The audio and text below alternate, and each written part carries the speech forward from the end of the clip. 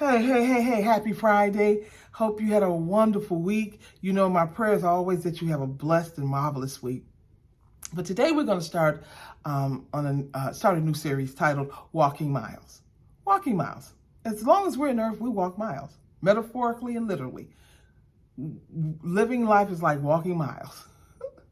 And so I believe Jesus came, right, to demonstrate, to teach us and show us how to walk the miles of life, the best ways to walk the miles of life.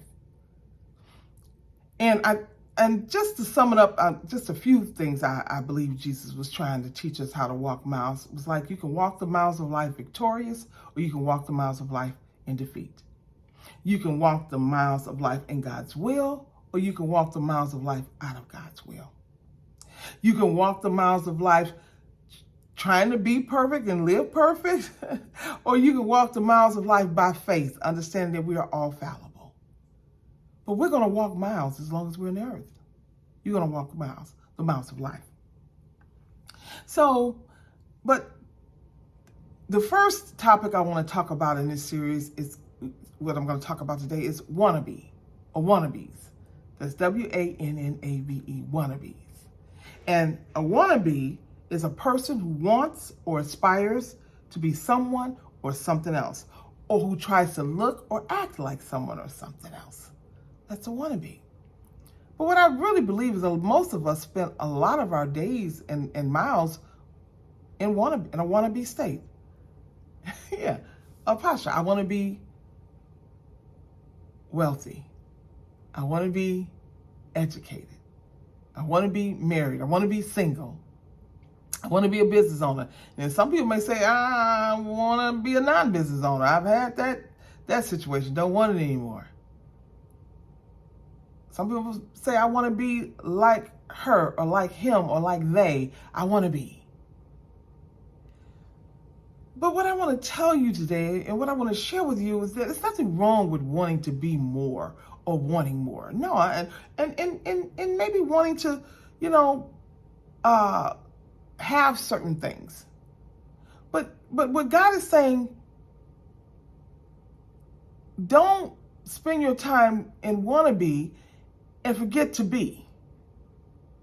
To be who I've made you, who God has made you today. Because I believe if you would take a minute, you would understand that you are marvelous and spectacular, just the way you are right now. God is saying, it's okay to want more, but don't miss out enjoying who I've made you today. Don't miss, because it's a blessing today. The Apostle Paul said to us, listen, I've learned in my life to be content, whether I have less or whether I have more. I've learned to trust in God. I've learned to trust in God. And God is saying, trust me. You have what you need to be who you need to be now.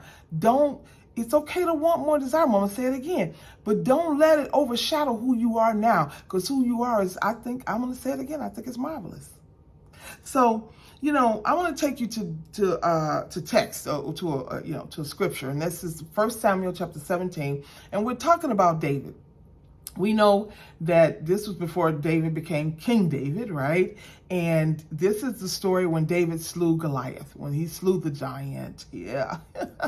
And he had, they were going up against, Israel was going up against the Philistine, and they were all afraid. And here comes David on the scene saying, what's up? What's up? I can take care of this giant for y'all. I know all you almighty warriors and you're scared, but I got this giant. And so in the text right now, we're at the point where Saul is replying to David's declaration that he can take care of this giant. Saul replied, you are not able to go out against this Philistine and fight him.